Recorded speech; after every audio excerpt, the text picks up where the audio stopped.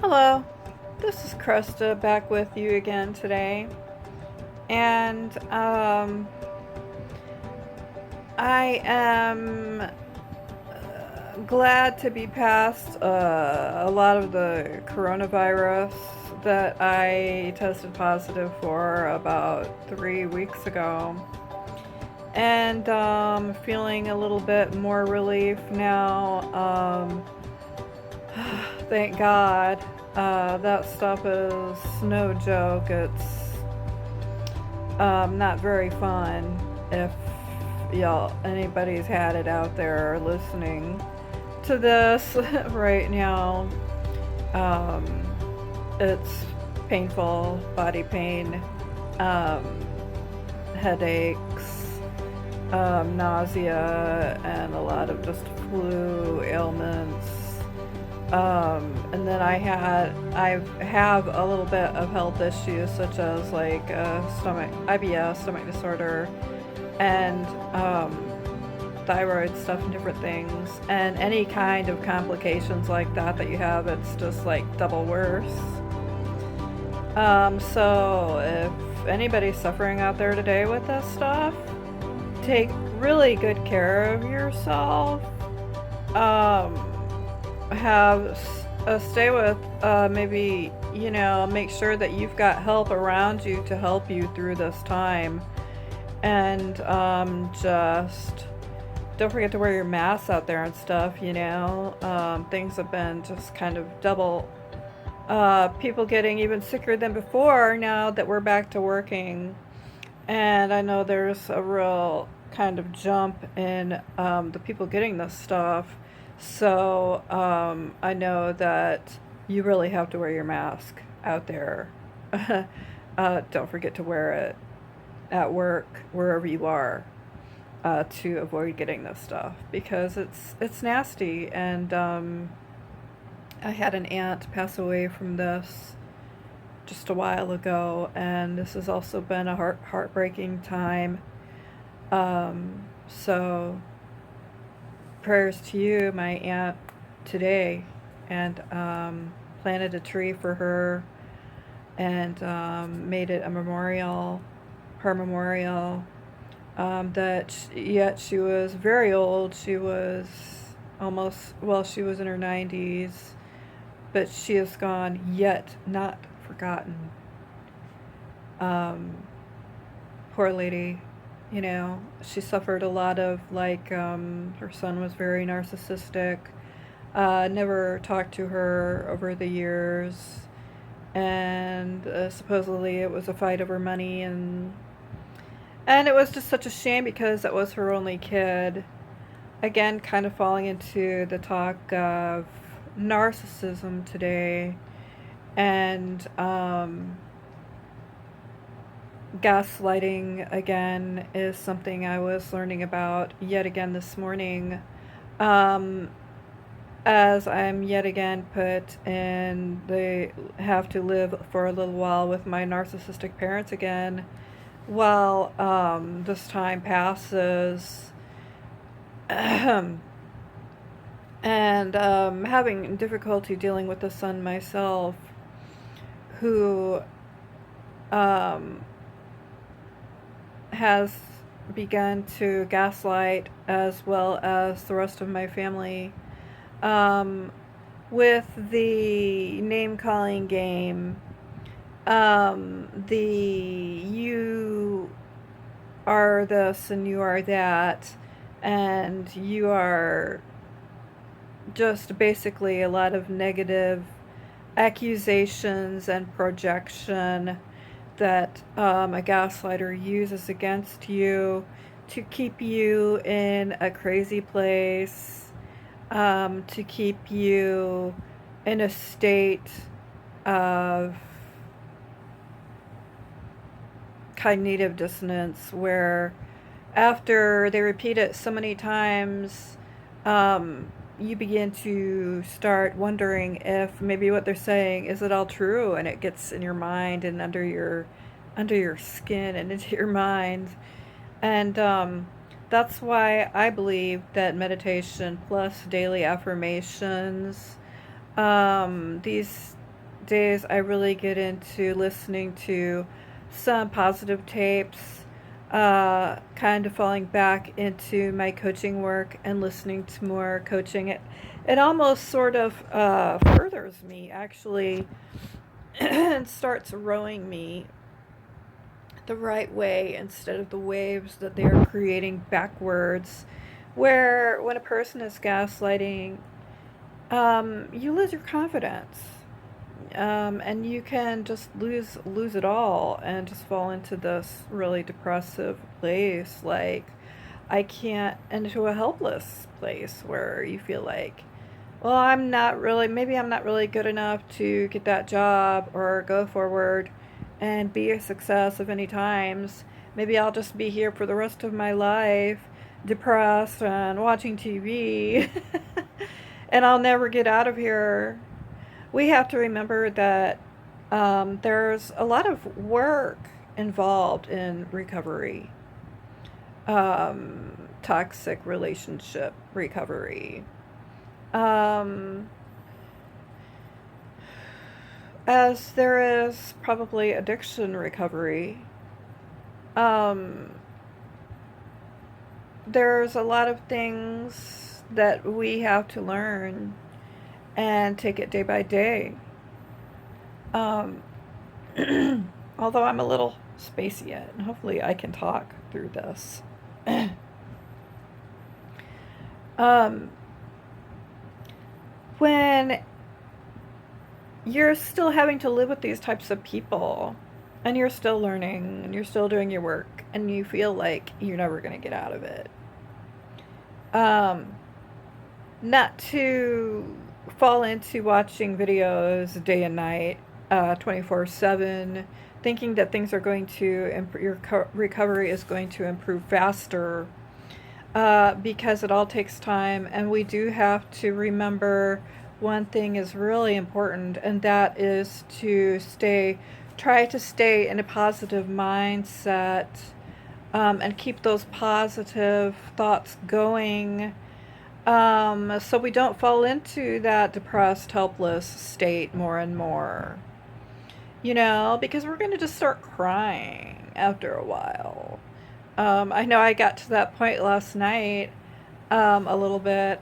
Because I've been sitting here day after day with a UTI, and just basically I can't really get up and do much.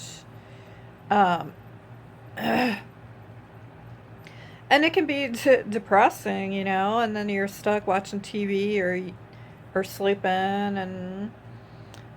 and you can't go visit people, or you can't go out, and you start feeling trapped, and then if you're living in a narcissistic or toxic environment still, where you're surrounded by people that are more toxic, um, and then that constant fighting is going on, like when you're entering a conversation with these people, and they start and you're just talking about something simple and trying to get a problem solved, like just an ordinary problem solved between you and another person, um, and they just start arguing with you and insulting you, or like basically like you're going into the mud with these pigs, and you're getting all muddy yourself. You're getting all this toxic black crap all over you.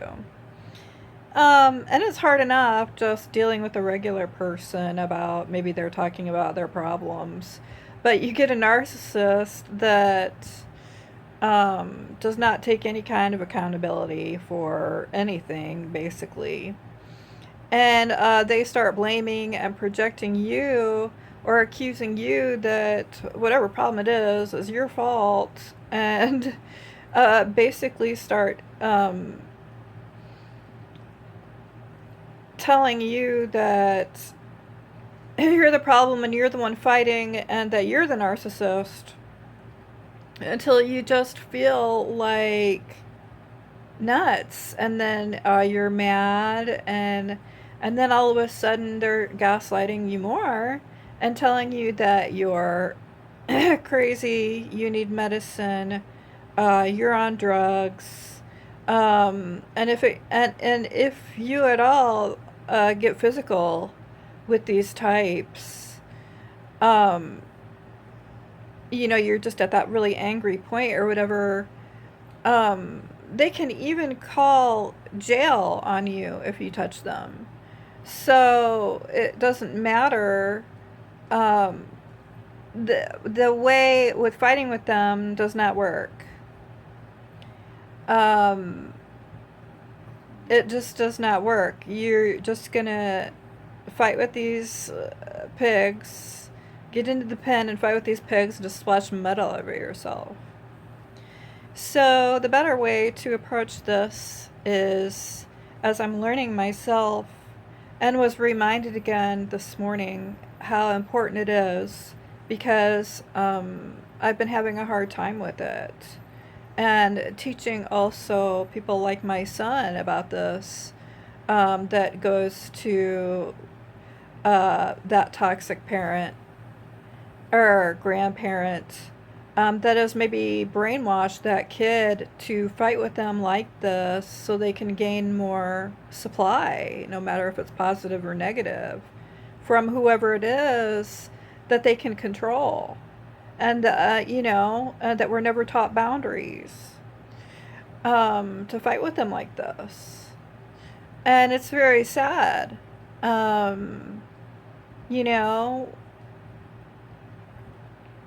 because we can after the stuff happens to us, it can be so painful, that we can fall into things like getting a lot of major CPTSD symptoms, like cutting or hurting ourselves, going to numb ourselves by overeating, becoming overweight,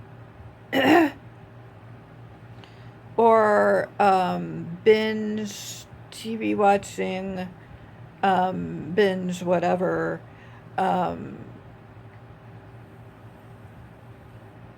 in order to feel any better about ourselves, or just numb it for a while and try to forget it. But the thing is that it never goes away. We end up finding partners that do the same crap, and we wonder why things never get better and things are just crap all the time. um, it was important for me to understand, again, how emotionally crushing that it can be, and to watch. And when you're still having to face these people, to learn the steps that Greyrock method will be one of your greatest assets during this time. If you cannot first and foremost go no contact with these people, or if you're still learning and in an early state of recovery, because it's extremely hard to get away from these types, not to worry your heads off, because there is another antidote, and it is called Greyrocking. Greyrocking technique is basically keeping like a poker face. Just keep boring to them, to not continue the kind of argument if it is turning off like that. If basically you don't state your dilemma or whatever to this narcissist, and they're deciding that they're not going to agree with that boundary, um, or what you're talking about, if they want to start the argument thing, and it's getting frustrating and the gaslight starts, you're just going to take a deep breath and remember the Greyrock technique. And you're just going to go kind of like stay, like not show any kind of like reaction, okay? And we're going to just respond instead, and keep practicing on it because it's going to be hard.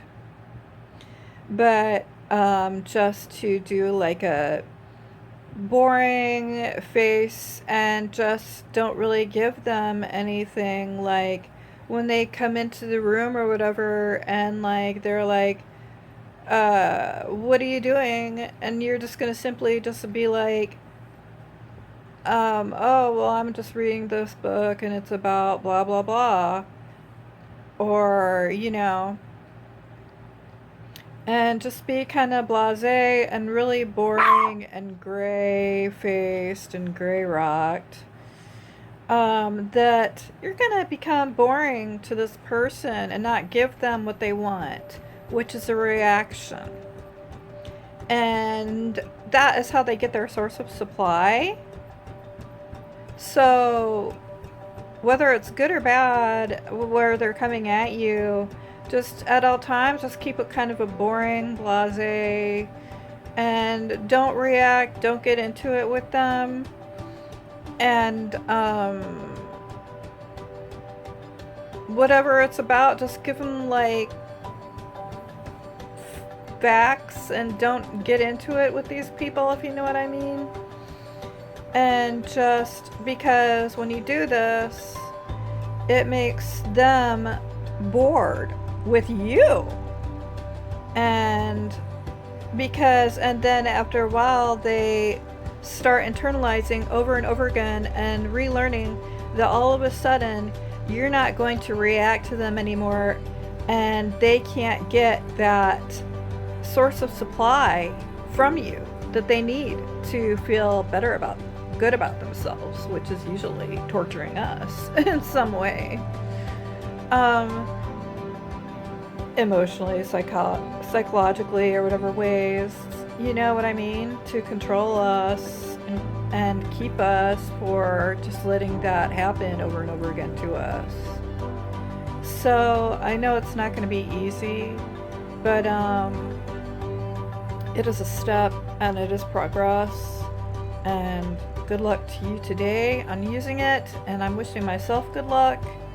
But it's a great technique to learn and to teach when other people are ready to learn it as well. So thank you and have a nice day.